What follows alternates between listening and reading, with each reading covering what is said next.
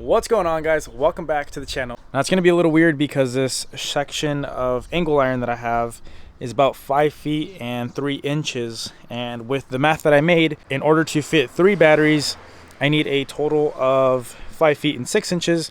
But this was already a pre-cut piece that they had, and this piece right here was $5 versus if I had an extra 3 inches, for example, had them cut one that was 5 foot and 6 inches, it's gonna be like 30 bucks. So I said, you know what, screw it, I'll take this, $5.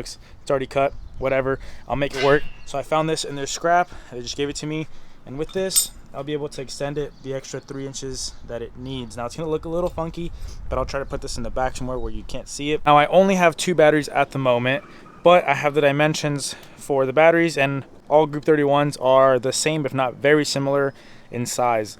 So if I get any other brand, it should still be within a couple millimeters within each other. It should be fine. But yeah, these are the heavy duty Group 31s, 950s. Actually, building the battery tray doesn't seem too hard. The hardest part for all of this is where I'm gonna fit it, because where I plan to mount these batteries is right where my exhaust is. So I'm gonna have to redo my exhaust, probably dump it right after the cab. I might have to go under the battery tray.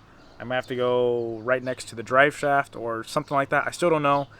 The problem with all this is there's so much going on with such little space. I got this battery, put it right here, got my exact measurements, and then spaced it out. You can see my line that I have. So now, in theory, another battery should fit right in here, another Group 31. So now, what I've done is this is gonna go right here, like that. But instead of cutting this all the way through and then having to weld it, what I think I'm gonna do is I'm gonna put it up. I got my mark right there. What I'm gonna do is come in here with a 90 degree, do a 45 on each side for 45 degree cut, which will give me a 90 degree. And then I'm gonna wrap this around over here. So technically the outside is all gonna be one piece, and I'm just gonna cut it right here. And then when I bend it, I'll just be able to tack this little triangle piece once it closes up. I'll do the same over here, mark my line, cut the bottom triangle out, and then fold this over, and then do the same thing until I fold it over.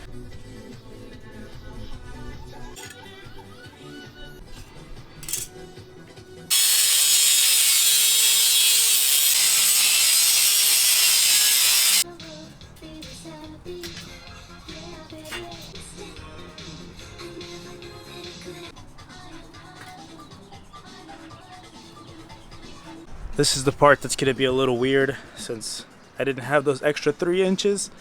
But I mean, hey, I saved about 25 to 30 bucks. So, not complaining. So what we're gonna do is get this piece. This is gonna get welded to this. And then obviously you can see where I have my dotted line. I'm gonna cut this 45 out. Cut this 45 out.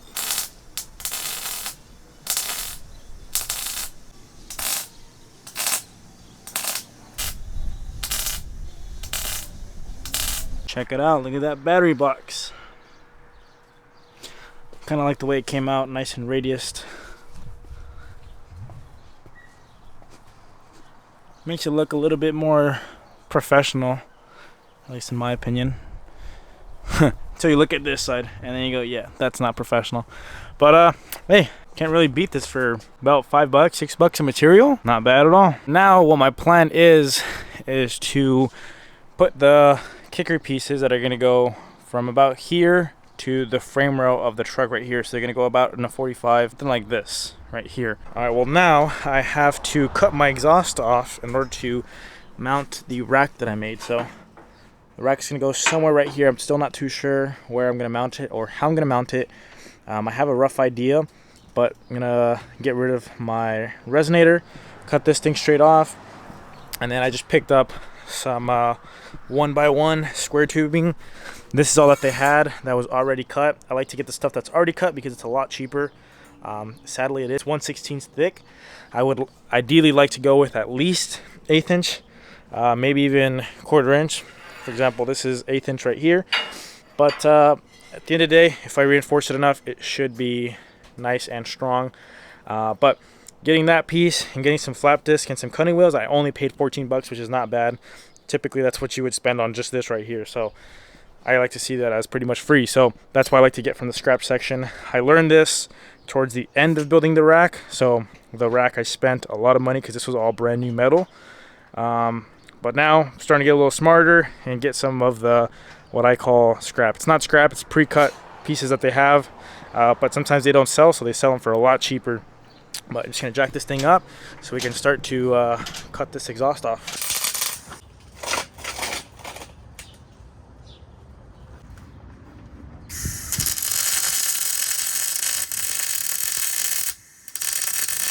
So now you can see the handbrake is still loose how it should be. There's no contact right here with the battery. And then it's using its factory mount over here, and it's out of the way of the rack, so it's never going to be in the way of the batteries. I'd like to call that a job well done. All right, so I only have 2 Group 31 batteries, and these are just like test dummy batteries that I used to build the rack. But I'd say each one weighs about 75 pounds. I weigh about 160. So if I add another battery, it's obviously going to be way less than what I weigh. But you can see.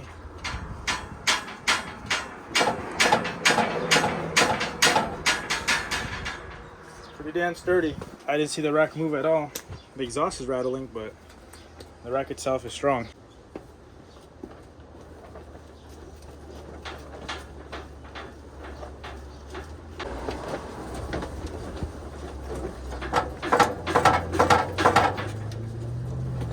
I still have to paint it so it doesn't rust, and I might make it look a little prettier, cover that hole right there, grind the welds away, because they're not the nicest, but it's gonna get the job done. And obviously you guys know me, I'm on a budget, so everything here, I think all of the materials I spent besides having the welder and stuff like that, I think in total I spent about 25 bucks to build this with all of these mounts and stuff. So that's not bad in my opinion.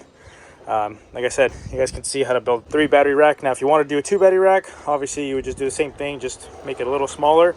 Or if you wanted a 4 battery rack, you could even add another whatever 11 inches or whatever the width is, I forget. But yeah, you guys can see super sturdy. I know that was my biggest thing with this, is I didn't want my batteries to fall off on the freeway when I'm cruising. So I think it's pretty sturdy. I just walk you guys real quick through what I did, just to summarize it all up. So I built the angle iron piece separately. I fitted it where I wanted it to, made sure that the batteries weren't going to make any contact with the bottom of the racks. And then I put a little kick down piece right here that goes straight down, welded that to the corner, and then I welded a straight square tube that goes that way with a plate on the frame. That way it didn't rip the welds out of the frame. Now, if you guys are going to do the same exact setup, I would say try to get a bigger plate on this section right here. The bigger the better. So even if you have to go under the cab and you have to come all the way up here and you essentially plate the frame right there, this whole intersection, it would be the most ideal way. But I didn't have material, and this is going to be sufficient for what I'm doing. But just a little bit of tips for you guys. And then I have this little kick down going from the bed mount, so I'm still keeping my bed mount so the bed stops on that. And then I have this other kicker piece going that way, and that's what keeps it from trying to fold over and trying to flex in a weird angle like that. So yeah, nice and solid.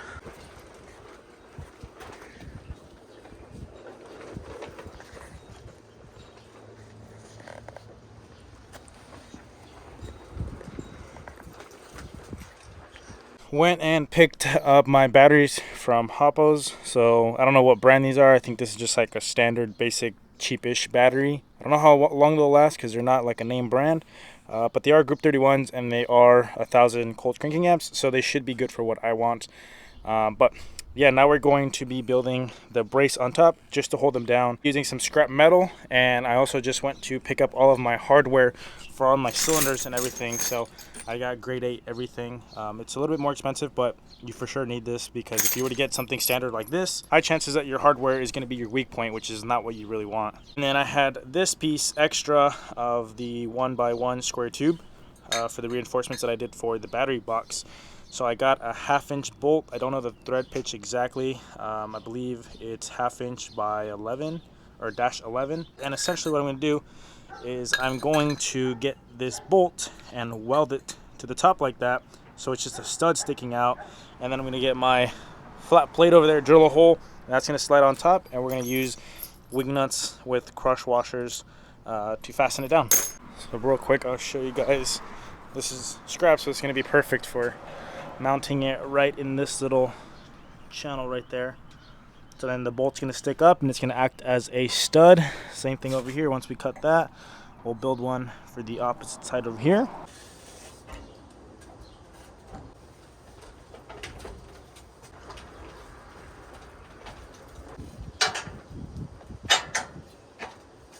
Alrighty guys, well, the battery rack is now done. Super pumped because it is just one step closer to hopefully getting this bed to go up under its own power. I don't know why, but I'm super stoked on this rack. I don't know if it's because I did it on a super budget or if it just came out good and I'm just genuinely impressed with the way I built it. But let me show you guys what I did. Alrighty, so I didn't really show this part, but it's pretty simple. It is just that square tube with the bolt welded to it right here. And that is what gives me the stud. And then I got these on there, little twist. So I did these instead of a normal hex style because with these, you could obviously loosen them with your hand. So that's how I did that. Same thing back here. We have perfect ground clearance. You can see right there. It tucks up flush with the bottom of the frame. It's actually slightly higher than the frame. Obviously we got our leaf spring hangers are way lower. But in case I ever shave these off and do a 4-link or do anything like that, it's still higher than the frame, which is the lowest point of the truck. So pretty impressed with how this came out, and just having new batteries on there I think makes it look that much better. Sweating like crazy out here. It's about like 107 degrees right now over here in Southern California, so it's pretty warm, but this thing has to get done. I'm just itching to drive this thing this summer and to go to all the shows and all the cruises and meet all of you guys.